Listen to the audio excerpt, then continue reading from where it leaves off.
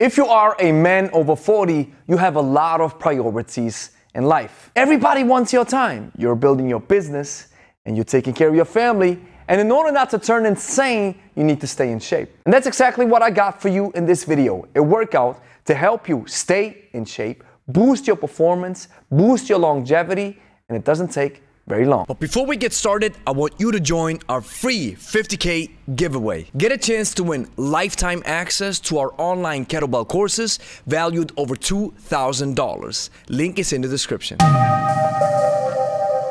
Grüezi miteinander, Gregory von Lebe hier. The workout protocol that I'm serving you today is a powerful kettlebell workout. The kettlebell takes care of many aspects of human performance. That's why it's one of the best tools out there. This workout will improve your cardiovascular fitness. It will take care of your joint health. You'll build some muscle and some solid strength. So here's the protocol.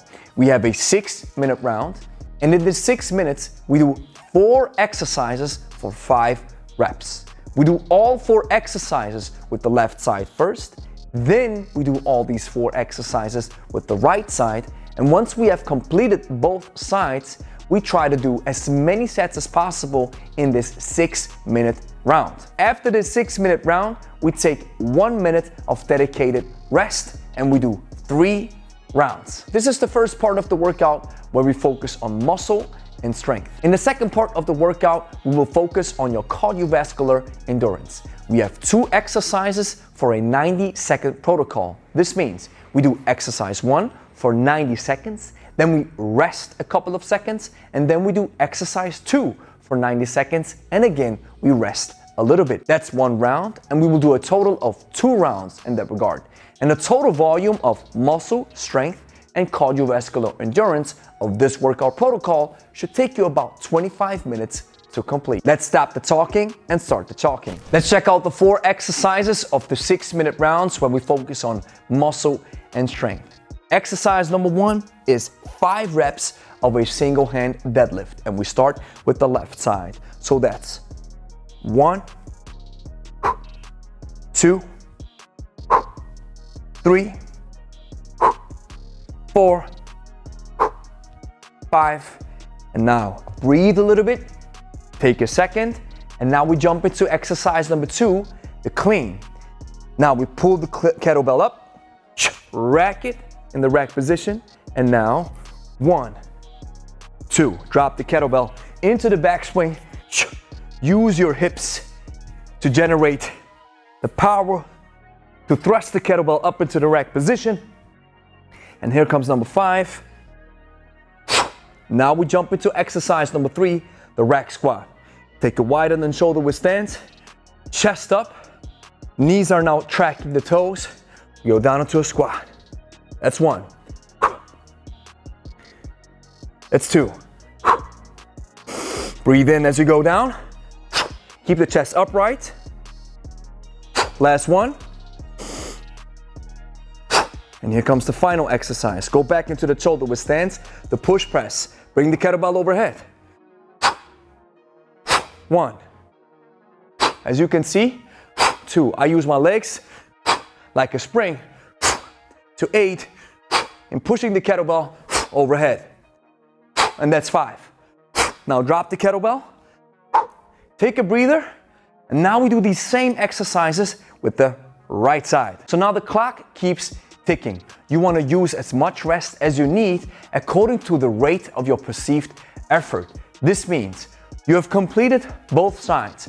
Maybe you have to take a breather in between the exercises. You have to take a breather after you've done both sides. Doesn't matter. Listen to your body, keep pushing, and do as many sets as possible in this 6 minutes. Here is some form of progression that you can use in round 2 and 3 of these 6-minute rounds. And that is, with the single hand deadlift, we now do a hang deadlift where the kettlebell doesn't touch the floor again. So the idea is, as soon as I lift the bell off the floor, now for these 4 exercises with these 5 reps, the kettlebell is not supposed to touch the floor again. So it looks like this. With the hang deadlift, we feel a little bit more tension in the hips. I make sure the kettlebell doesn't touch the ground. I don't let the kettlebell rotate my body. Now that's 5. Now drop it down, and in a hand clean, that's one. And now we do the standard clean where we use the momentum of the hips. Then we follow up with the rack squat, and then we finalize with the push press, 5 reps each. And now the kettlebell touches the floor again. You breathe and you switch sides. After you have done these 3 6-minute rounds, this concludes the muscle and strength part. And now it's time to focus on the cardiovascular endurance. Even during your muscle and strength routine, you will already feel that your cardiovascular endurance is challenged, which is normal. Now we want to focus on cardiovascular endurance exclusively. So exercise number 1 is going to be a hand-to-hand swing for 90 seconds. That's the exercise. As you can see, I want to wait until the arm reconnects with my body, and then I hip thrust the weight upwards. I don't use my hands. I use the thrusting force, the power from my hips only. And I want to breathe out when the kettlebell reaches the top, and I breathe in through the nose when the kettlebell drops into the backswing. So after these 90 seconds have passed, you take a breather, relax. You can relax up to 45 seconds. And now we jump into the half snatch. Now with the half snatch, we do the left side first, and then we follow up with the right side. And since we have a 90-second timer, we want to split the volume equally between left and right. This means 45 seconds with the left side, 45 seconds with the right side. This is what the half snatch looks like. Bring the kettlebell overhead, rack it down into the rack position, drop it back and up. Now you can do 2 things. You can either drop the kettlebell straight down into the rack and then down into the backswing immediately, or you rest. Take a breather and then keep going. And don't forget, after 45 seconds, switch sides. And the same thing goes on the other side.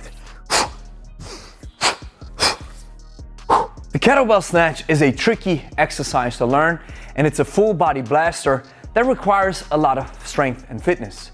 So since it is the last exercise in this powerful workout, we want to use a variation that is a little bit easier on you. So with the half snatch, you can always rack the kettlebell, take a breather, and drop it back into the backswing. And if you're just starting out with kettlebells, it's a great way to focus on the upward phase without having to focus on the amortization or the downward phase.